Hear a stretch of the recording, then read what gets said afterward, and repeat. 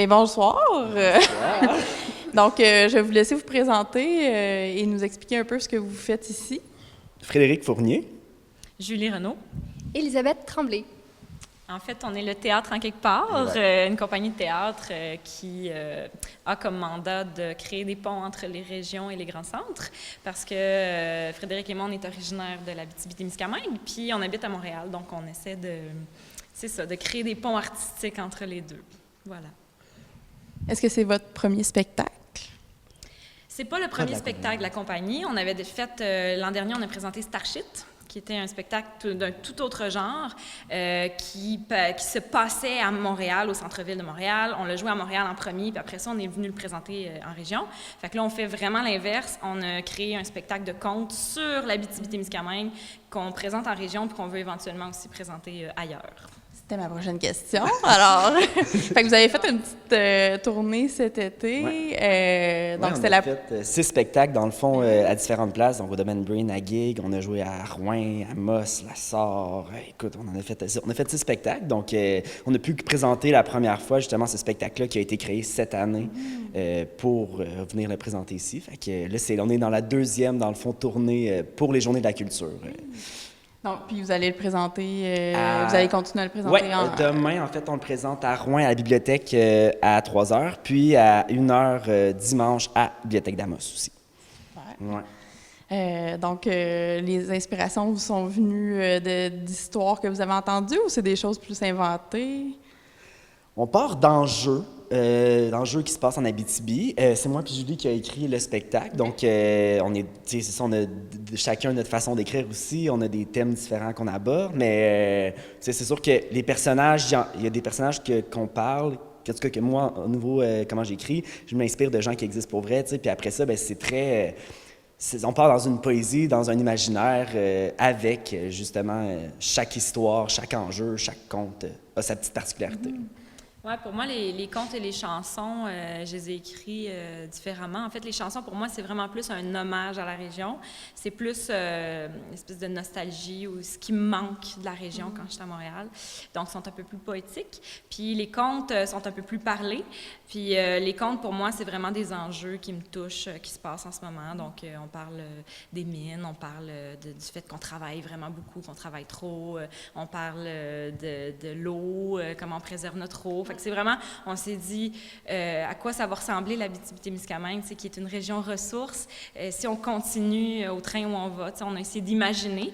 Fait qu'on part du réalisme, puis on s'en va dans le fantastique. La nature qui reprend justement le dessus sur l'être humain, ça ressemble un peu à ça. Puis bon, on a été chercher Elisabeth, justement, qui est une de nos amies aussi, qui est une amie, qui est une comédienne, chanteuse, musicienne. Fait qu'on s'est dit, bon, OK, on va aller la chercher, c'est certain. Elle a une belle sensibilité, puis elle rend super bien nos personnages, fait qu'on est bien contents. Ah oui, ça se tient vraiment tout bien avec la musique et tout. À juste 3 personnes, là, c'est vraiment impressionnant ce que vous arrivez à faire. Tellement différents, 3 comédiens différents aussi, des voix différentes, fait que ça l'amène quelque chose de complètement spécial, tu sais. Oui, puis ce que j'aime du spectacle aussi, c'est qu'on mêle... Tu sais, pour moi, c'est un spectacle hybride entre la musique, le conte et le théâtre. Parce qu'à la base aussi, on est comédien, on a fait les 3 une école de théâtre. Fait que c'est du conte, mais on ajoute des dialogues, on ajoute des personnages qu'on incarne. Fait que ça, c'est peut-être la petite particularité. Puis, aussi, la compagnie a comme mandat de... Moi, je trouve le fun d'intégrer des artistes qui viennent d'ailleurs puis les amener à découvrir la région. Fait que cet été, Elisabeth, elle a découvert plein de choses. Tu sais, je sais pas si tu veux... Oui, bien écoute, moi, c'est ça, c'est quand même particulier qui m'a invitée sur ce spectacle-là parce que ma mère vient de l'Abitibi. Puis j'ai tellement entendu parler de cette région-là, puis je suis allée quand j'avais genre 5 ans, mais je suis jamais revenue comme adulte. Puis ça a été comme une chance artistique parce que c'est 2 grands amis, j'aime ce qu'ils font, j'aime leur travail, mais aussi on a vraiment fait le tour de l'Abitibi-Témiscamingue. J'ai vu les paysages, j'ai rencontré les gens. Puis on était en tournée, mais on était en vacances aussi. On profitait justement des attraits touristiques de l'Abitibi-Témiscamingue. C'est ça, on part de Gabelle, on avait un beau chalet. Dans le train tantôt. Fait que, tu sais, c'est ça, c'est super le fun. On est comme en petites vacances, nous autres, puis on vient présenter un spectacle pour les gens d'ici. C'est encore plus trippant parce qu'on le sait, que c'est gagnant d'avance. Ben oui, c'est ça, les gens, ils doivent aimer ça, là, ils se tellement. reconnaissent dans les personnages c'est que un des peu. beaux commentaires, c'est ça qui est le fun, c'est que comme, ça nous fait réfléchir, mais en même temps, c'est très ludique, ça passe super bien, fait que...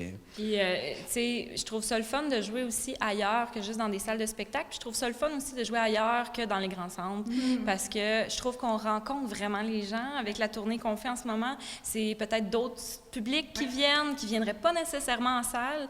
Fait que ça, je trouve ça vraiment le fun, tu sais, puis... c'est ça, c'est vraiment une rencontre. Puis on s'est fait dire merci de venir jusque chez nous pour nous parler de nous. Puis ça, pour moi, je me dis, ça vaut plus que bien des affaires dans notre métier, là, tu sais. C'est pour ça que je fais ça. C'est un spectacle qui est tellement accessible aussi, puis qui se joue un peu partout. Tu sais, on l'a joué à l'extérieur, en avant d'un lac, tu sais. On l'a joué dans un jardin à Gig, on l'a joué... Fait que ça joue autant à l'intérieur qu'à l'extérieur. C'est un autre vibe à chaque fois, c'est ça, tu sais. On a juste notre petit décor, puis après ça, ben c'est les histoires qui créent le spectacle, puis nos interprétations. En fait. Puis aussi, si je peux me permettre, ce que je trouve intéressant aussi, c'est que c'est très actuel. Ça parle beaucoup de l'environnement puis de thématiques que, tu sais, moi, je viens pas de l'Abitibi-Témiscamingue, mais ça me touche. Ça me touche vraiment personnellement. Puis on l'a présenté avant de venir ici, tu sais, comme un public test, là, si je peux dire. Tu sais, des gens qui sont venus gentiment nous écouter, puis ils étaient comme, hey, on a le goût d'aller visiter la région, on la connaît pas, puis ça nous a touchés. Puis je pense que ça peut toucher beaucoup de monde. C'est une autre façon de faire découvrir les régions. De ce qu'on entend aux nouvelles, tu sais, c'est comme ça, des préjugés ou de justement, tu sais, Comme tu dis, tu sais, ça touche à beaucoup d'enjeux qui sont d'actualité, surtout avec la campagne électorale. Donc, comment vous voyez ça? Est-ce qu'il se dessine au Québec? Je sais pas, mais je trouve qu'on parle pas encore assez d'environnement dans la campagne, on parle pas assez de culture non plus, mais c'est ça. Ben pour moi, c'est aussi une façon de, tu sais, je suis un peu inquiète de ce qui va arriver. Je suis très à l'affût des nouvelles par rapport à l'environnement, par rapport à ce qu'en disent les scientifiques et tout ça. Puis je trouve que notre spectacle, on l'a pas écrit pour rien. C'est un peu apocalyptique, tu sais, mais reste que je pense qu'on veut passer des messages aussi. On veut que le monde se réveille. C'est qu'il y a une urgence aussi. Tu sais, à un moment donné, on est rendu là. Il n'y a plus de revenez-y, tu sais. Puis aussi, tu sais, oui, c'est apocalyptique, mais c'est aussi, je trouve, une ode à la nature. Tu sais, c'est comme, ça parle de la nature, comment c'est beau. Écoute, j'avais des petits frissons. Tout le long, là, surtout pendant le rêve, là. Justement, là. C'est vraiment un rêve que mon père a fait. Moi, je l'ai un peu magnifié, là. Tout n'est pas dans le rêve de mon père, mais... C'est ça, chaque histoire a sa particularité, son mood aussi, tu sais, qu'on a voulu instaurer, puis d'être différent aussi dans chacun. Fait que c'est super le fun. Bien, merci beaucoup. Ça a été vraiment une de mes découvertes, un des beaux spectacles qu'on a eu ici. Là. Donc, merci d'être venu nous voir jusqu'au sud du Témiscamingue. C'est tellement beau. Ah oui, c'est ça, on est vraiment vendu. plaisir. Là. On conduisait aujourd'hui, puis on était comme « wow ». Tu sais, il mouillait à si haut, mais wow! Vous allez revenir. Ben oui, c'est ça. Bien, merci beaucoup. Ben, ça va plaisir. Bonsoir! Bonsoir! Ça va bien? Oui! Est-ce que vous avez envie de chanter un petit peu? Oui! On commence ça de même. Une petite chanson à répondre. Fait que, suivez-nous. C'est bon? 3, 4. L'histoire que je vous raconte, vous allez pas y croire. L'histoire que je vous raconte, vous allez pas y croire. Une histoire d'outre-tombe et d'aurore boréale. Une histoire de l'autre bout du monde où on voit les étoiles. Vous allez pas y croire. Vous allez pas y croire. Le pays dont je vous parle, on peut en être fier. Le pays dont je vous parle, on peut en être fier. Des bras de mon grand-père, des hanches de ma grand-mère, du courage des bâtisseurs, fallait du caractère. On peut en être fier. On peut en être fier. Le Nord que je vous dévoile a les plus beaux hivers. Le Nord que je vous dévoile, les plus beaux hivers. De la belle neige blanche qui craque sous les semelles. Savoir savourer le silence quand la nature est belle. C'est les plus beaux hivers. C'est les plus beaux hivers. La beauté de ce monde, elle est entre nos mains. La beauté de ce monde est entre nos mains. Que notre parole porte un meilleur lendemain. À nous de nous tenir debout pour voir un peu plus loin. Car c'est entre nos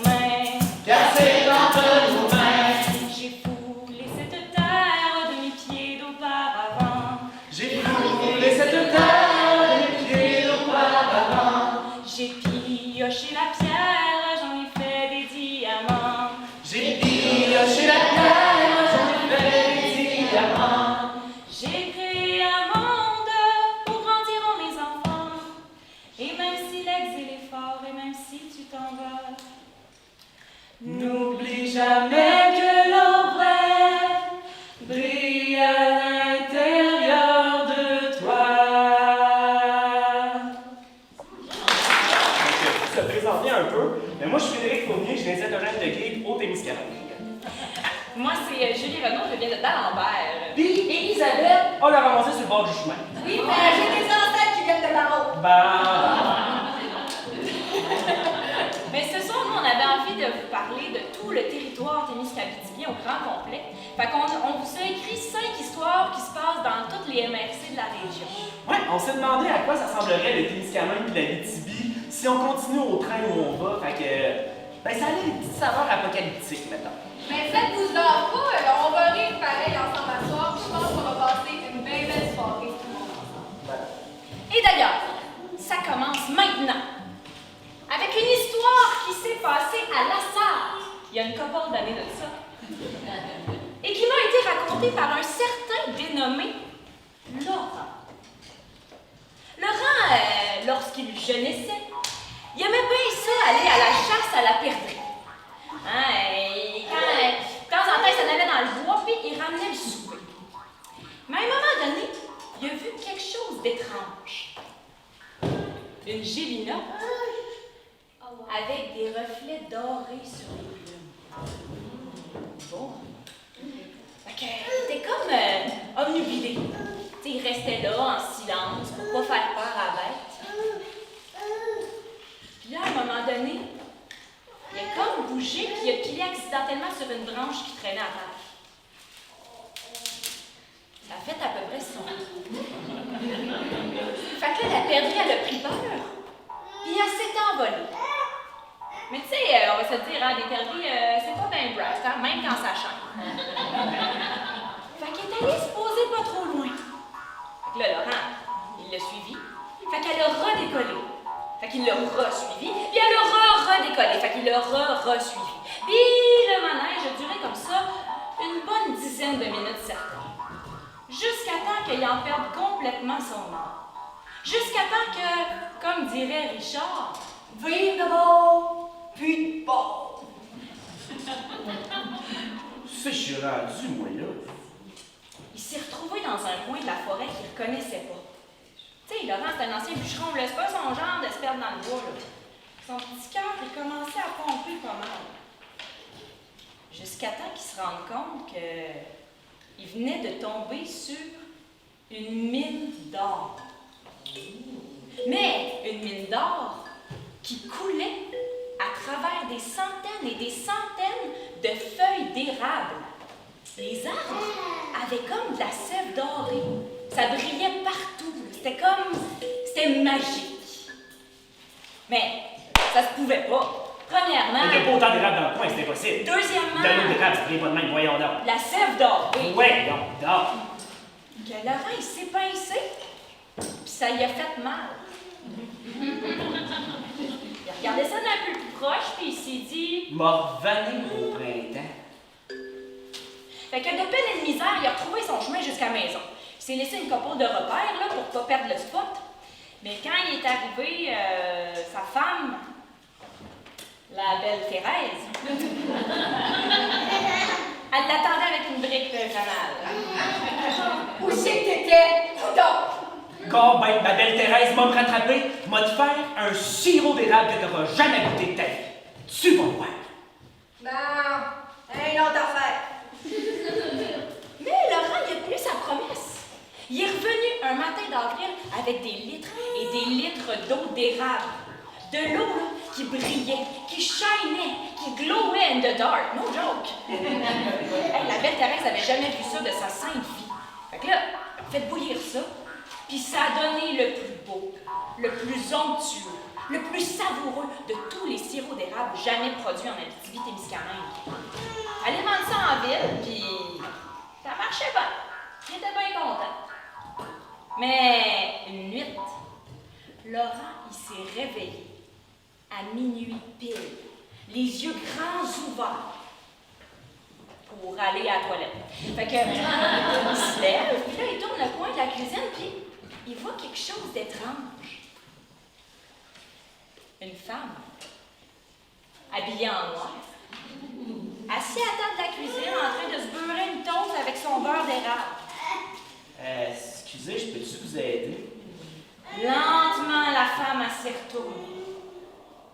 Hey, Laurent, il a fait un maudit saut, là. Elle avait comme pas d'yeux. C'était 2 gros trous noirs. Ouais. Mais des trous, là, qui te regardent quand même, là, qui te transpercent l'âme puis qui t'aspirent en même temps. Bonsoir, Laurent. Il est vraiment bon, ton sirop.